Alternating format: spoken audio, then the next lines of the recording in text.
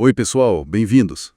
Hoje a gente mergulha em Gênesis 36. Sabe aquele capítulo que muita gente talvez passe reto?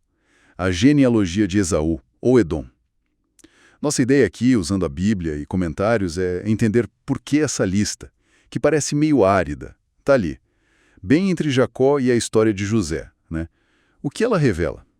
Bom, vamos lá. Para começar, quem foi mesmo Esaú? Assim, irmão gêmeo de Jacó, filho de Isaac, aquele que trocou a primogenitura por um prato de lentilhas, né? Vermelhas. Daí o nome Edom. Teve aquela relação super tensa com Jacó, mas depois eles se acertaram, até enterraram o pai juntos. Mas aí fica a pergunta, para que um capítulo inteirinho para os descendentes dele? Logo agora. Parece uma pausa estranha na história? Parece, mas não é. Essa é a chave. Gênesis é muito cuidadoso na estrutura. Primeiro, essa lista meio que encerra o ciclo de Esaú e Isaac. Limpa o palco, digamos assim, para a história dos filhos de Jacó, que vão formar Israel. Segundo, e isso é fundamental, mostra que Deus cumpriu as promessas dele, mesmo para Esaú. Ele não foi esquecido, sabe? Deuteronômio até diz que Deus deu o Monte Seir para ele. Foi abençoado, sim, materialmente. Aquela bênção secundária de Isaac se cumpriu. Interessante isso da bênção material. E as escolhas de Esaú parecem ir nessa linha, né? Casou com mulheres cananeias. O que Isaac e Rebeca, bom, não gostaram nada. E tem aquela confusãozinha nos nomes das esposas, né? Entre Gênesis 26, 28 e 36. Ada, Judite, Olibama, Bazemate. Parece que era comum ter mais de um nome ou mudar. Exato, isso acontecia. Mas o ponto crucial é a mudança dele para Seir. Assim, porque ele e Jacó tinham tanta coisa, tanto rebanho, que a terra não dava mais conta para os dois juntos. Lembra um pouco Abraão e Ló, né? Pois é. E aí entra a dimensão teológica, que é super importante. Esaú, que não era o portador da aliança principal, ele sai voluntariamente da terra prometida. Ele vai buscar, digamos, prosperidade em outro lugar, em Seir. Isso cumpre a profecia de Isaac. Viveria longe das terras férteis, mas pela espada, com força. E Jacó? Jacó fica. Ele permanece na terra da aliança, carregando a promessa espiritual. As escolhas de Esaú o tiram do foco principal da história da salvação. Entendi. E nesse outro palco ele constrói algo, uau, bem poderoso.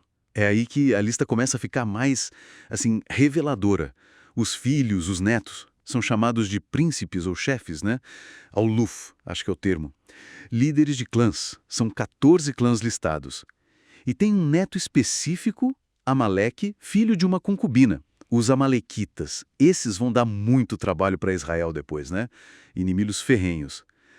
E menciona os Horeus também, o povo que já morava em Seir e foi dominado ou absorvido pelos Edomitas. Sim, e agora vem o ponto que muitos comentaristas acham assim fascinante e talvez até irônico. Edom teve reis mesmo, listados pelo nome, muito antes de Israel sonhar em ter um rei. Gênesis 36 lista 8 reis de Edom. E parece que não era uma dinastia, talvez fossem eleitos, sabe? Isso mostra uma organização política, um poder terreno que se estabeleceu muito rápido. É o cumprimento da bênção de Isaac, viverás da tua espada, mas também cria um contraste enorme com Jacó. A glória terrena e rápida de Edom contra a promessa espiritual de Jacó que demora mais. É mais sofrida, mas é a que carrega o plano de Deus. É o temporal versus o eterno ali, lado a lado. Essa busca pelo imediato, pelo poder terreno, parece a marca dele mesmo, né? Pelo menos é o que muitas análises sugerem. O cara que troca o sagrado, a primogenitura, por um prato de comida. As escolhas dele, os casamentos, a mudança para Seir, focar em construir um reino, tudo parece apontar para essa mentalidade mais imediatista. Exatamente. E o Novo Testamento pega isso. Hebreus 12 chama Esaú de profano ou impuro. Por quê? Justamente por vender a primogenitura por uma refeição. E diz que depois ele até quis a bênção, chorou por ela, mas não achou lugar de arrependimento. Não que ele não estivesse triste, mas ele não podia mais reverter a consequência de ter desprezado a aliança lá atrás. Isso joga pra gente uma questão, né? O que a gente valoriza de verdade?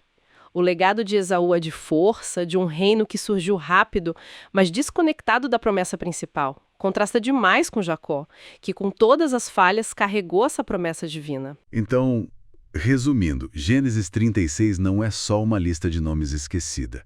É uma peça-chave.